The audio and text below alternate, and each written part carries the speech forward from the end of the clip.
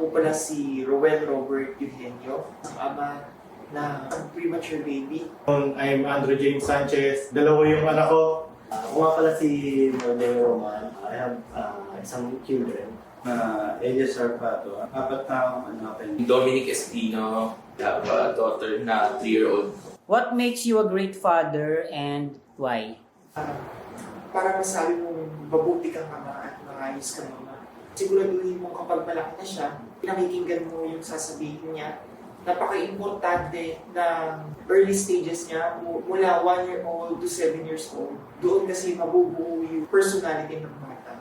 So, as a great father, siguraduhin mo na meron kang empathy, intindihin mo kung ano yung sinasabi niya, at ipaparamdam mo rin sa kanya na kahit hindi ikaw yung nasa sitwasyon niya na yun, nauunawaan mong lubos. Siyempre bilang isang mabuting ama, kailangan mo laging priority yung mga anak mo, family mo. Siyempre kung ano yung gusto nila, kailangan pakikinggan mo kung ano yung problema, kung ano yung nakikita mong mas makakabuti, kailangan kausapin mo sila in a good way. Mahirap naman kung babaliwalain mo yun, hindi mo makikilala yung anak mo hanggang siya lumaki. Siguro dahil sa paparamdam ko or napapakita ko sa kanila kung gaano kahalaga sila sa akin, kung kahit sa trabaho, kasi dahil sa pangangailangan nila. Kung nagkaanak ako, 18 years old, yung bata ko yun. Hindi nag-aaral pa ako. Buti kahit pa nag-aaral ako. Tapos naman ako, ngayon yung child ko naman nag-aaral. 17 year high na siya, mature ako for that reason. Kapag well-guided mo yung anak mo, kahit na 3-year-old pa lang, kasi mga nababasa at mga nakikita na kapag yung anak mo ay napalaki mo ng maayos, laki siyang appreciative. And yung 3-year-old ko, kaka-surprise kasi sa lahat ng klase ng bagay, maliit man o malaki, sobrang appreciative niya. Nagta-thank you siya, yakapin ka, mag-I love you, and yung the best yung sasabihin na you're the best father.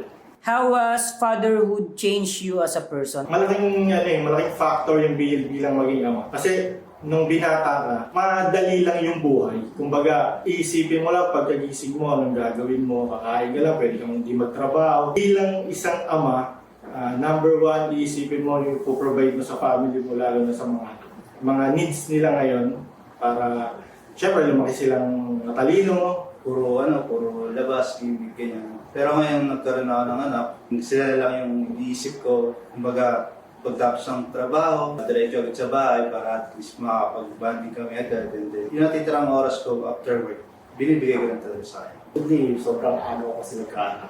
Kaya yung maturity ko, develop din. Hindi naman katulad yung binata na intindihin mo lang yung sarili mo. This time, anak mo naman is growing up na. Sasabi nga ng ibang person yung anak mo parang kapatid mo lang kasi isang mo na. Alam ko next year, parang college na siya. Sabi ko siguro bago mag-40, nakapag-graduate na ako ng college, pwede na ako mag-retire. To be honest, nung binata kasi ako, sobrang self-centered. Feeling ko sa akin lang umiikot yung mundo, tapos maluho, ganyan, lahat binibili.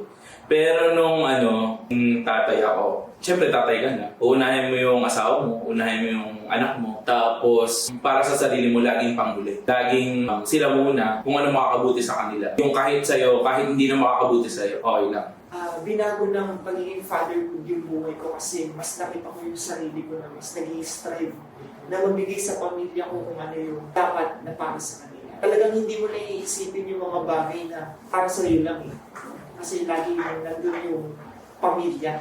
Isipin mo kung ano yung dapat mong susunod na gagawin. Kung yung gagawin mo pa na yun, kaloob mo at kaloob din ng milikha. How do you balance work, family, and personal time? Pero ngayon kasi parang wala ng personal time. Siguro work and family na lang. Siguro yung para sa personal ko, nilalaan ko na lang sa family ko, anak ko. Para, syempre, hindi naman tayo pabata, magpapatanda tayo. Mas gusto ko lagi sila nakakabalik. Dito naman sa work natin is nakakain mo naman tayo ng mga kasi pag-uwi natin, medyo haba pa yung oras na caring naman sa family natin. Dito na kahit si Mrs. Iba yung day off niya, iba yung bulok ko nagagawa ng parang siyempre, yung family bonding hindi pa rin magkano. Lalo yung anak ko is medyo mature na rin kasi. Personal time wala. Na tayo doon, totoo na tayo doon. Kasi Sa umaga, gagising syempre, trabaho agad. Family time, weekends yun, automatic. Siguro yung personal time, yun yung pinakawala. For example, the whole week nagtatrabaho ka, wala ka ng time para sa sarili mo. Sa isang buwan, siguro maswerte ka pa kapag meron ka para sa sarili. Sa thinking ko, balance naman yun. Pinasok mo yung fatherhood. So, you have to provide for your family. Dapat alam mo sa sarili mo yung priorities mo. Siyempre, priority mo yung pamilya mo. Siyempre. Make sure lang na huwag mo rin naman siyempre kakalimutan yung sarili mo. Kasi how are you supposed to give love if you don't have love for yourself? Monday to Friday, working hours. Pagod ka, pag-uwi. Once na makarating ka sa bahay, andun yung kumbaga hindi mo pwedeng isipin na anong oras na kailangan ko magpahinga. Kailangan meron kang oras sa mga anak mo. Kaya lalo na pag weekend, kailangan full talaga yung attention mo sa kanila. Tell us about a cherished memory as a dad and why it's special to you. Yung best memory, yung narinig mo yung unang iyak ng anak mo. Around 4:58 a.m. Yun, dun ko unang narinig yung iyak ng anak. Parang yun yung pinaka-fulfilling sa lahat. Second, yung pagiging appreciative ng anak. Always, thank you, maliit man or malaking bagay, laruan, pagkain, lahat. Pagkaabot mo, iyakapin ka, sasabihin na, you're the best pa. Ito, kung graduate siya ng senior high, parang hindi ko expected na dati ako lang yung gumagraduate dyan. Ako yung yan sa stage. Then now, nakikita ko na yan po. Siya na yung bakit sa stage. Kinaibahan lang siya, may award ako wala eh. Sabi natin kung siya masipag ka. Hindi namin siya pinipressure na kahit na ganito para makakawala. Basta ikaw, nasa iyo yung discussion niya. Sabi ng wife ko is, ano lang sa kanya, open lang sa kanya. Minsan niya, tinatanong ka na yung boyfriend na ano, wala. Pero sabi niya, bata pa rin siya. Gusto ko makapos. Kahit nung hindi pa nakakalabas si baby, kasi 7 months siya nung pinanganak eh, hindi pa siya nakakalabas. Kasama ko yung wife ko na pumunta sa clinic, and for me, isang magandang bagay yun and fulfilling as a dad. Kasi alam mo na hindi mo hinahayaan yung pamilya mo na basta na lang naiwan dyan.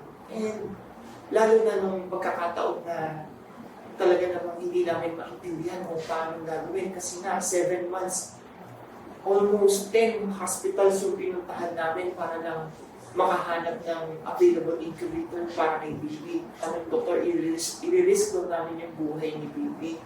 Ipapanganak siya ng walang incubator. As idan, hindi ako pumayag na basta hayaan ko na lang yung anak ko ng ganun. Talagang pinilit ko na makahanap ng hospital na mapagdadala sa kanya ng incubator.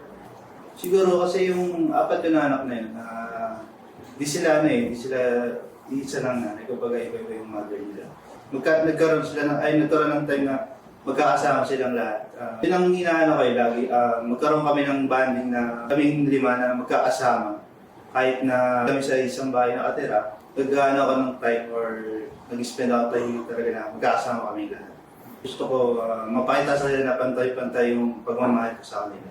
5 years na mag-asawa kami ng wife ko, balak na kaming bumuo, pero hindi pinapalad. Inisip namin, siguro, ito na yung time na huwag na tayo mag-console pagsabi. Tapos hanggang sa one day, bigla na lang dumating yung time na, yung parang, wow, kaya ko pala, di ba? Kaya pala namin na nag-bed rest siya ng 9 months para buhay lang kasi nagbablad siya. Kaya ayun, nung nilabas siya, sobrang happy kasi ayun yung treasure mo sa lahat ng buong buhay mo, sa talang buhay mo. Ayun, yung magsasabi mo na ito yung ito yung kayamanan ko. Kaya iniingatan namin sila. Meron kaming simpleng token of appreciation sa'yo from Organic Skin. Thank you. Ayan. Ayan. So, yan. Okay, thank you. Thank you. Thank you.